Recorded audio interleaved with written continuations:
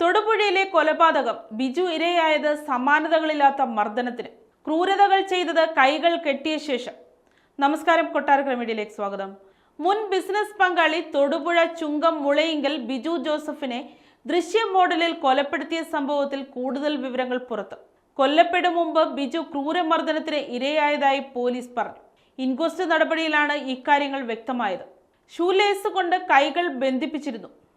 ക്രൂരമർദ്ദനത്തെ തുടർന്ന് ബിജു രക്തം ഛർദ്ദിക്കുകയും ചെയ്തു.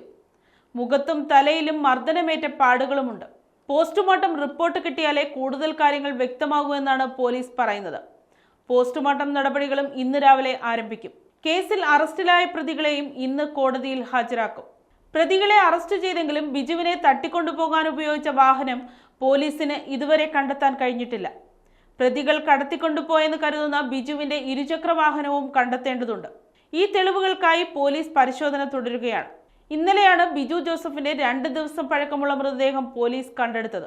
കാറ്ററിംഗ് സ്ഥാപനത്തിന്റെ ഗോഡൌണിലെ മാലിന്യക്കുഴിയിലേക്കുള്ള മാൻഹോളിൽ തള്ളി കോൺക്രീറ്റ് ചെയ്ത നിലയിലായിരുന്നു മൃതദേഹം. തൊടുപുഴ കലയന്താനിക്ക് സമീപം ചെത്തിമറ്റത്താണ് സംഭവം. ബിജുവിന്റെ ഇവന്റ് മാനേജ്മെന്റ് സ്ഥാപനത്തിന്റെ പങ്കാളിയായിരുന്ന ദേവമാത കാറ്ററിംഗ് സ്ഥാപന ഉടമ കലയന്താനി തേക്കുംകാട്ടിൽ ജോമോൻ ജോസഫാണ് സംഭവത്തിന് പിന്നിൽ. ആസ്തി പങ്കിട്ടതുമായി ബന്ധപ്പെട്ട തർക്കമാണ് കാരണം.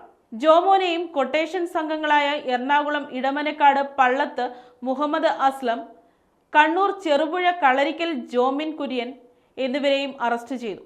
കാപ്പ കേസ് പ്രതിയായ ആഷിഖ് ജോൺസനെ ഈ സംഭവത്തിന് ശേഷം അറസ്റ്റ് ചെയ്തെങ്കിലും ഇതിൽ പങ്കാളിയാണെന്ന് പിന്നീടാണ് അറിഞ്ഞത്.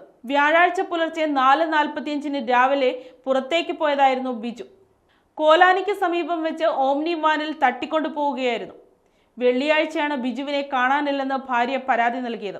വാനിൽ നിലവിളി കേട്ടതായി സമീപവാസികൾ പോലീസിനെ അറിയിച്ചിരുന്നു.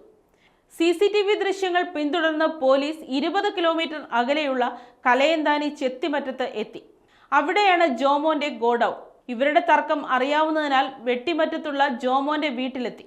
ഒരു പ്രശ്നത്തിൽപ്പെട്ടെന്ന് പറഞ്ഞ് 25,000 രൂപ കടം വാങ്ങിപ്പോയതായി സഹോദരൻ വെളിപ്പെടുത്തി. ഫോൺ ലൊക്കേറ്റ് ചെയ്ത് ആലുവ റെയിൽവേ സ്റ്റേഷനിൽ നിന്ന് ജോമോനെ പിടികൂടി.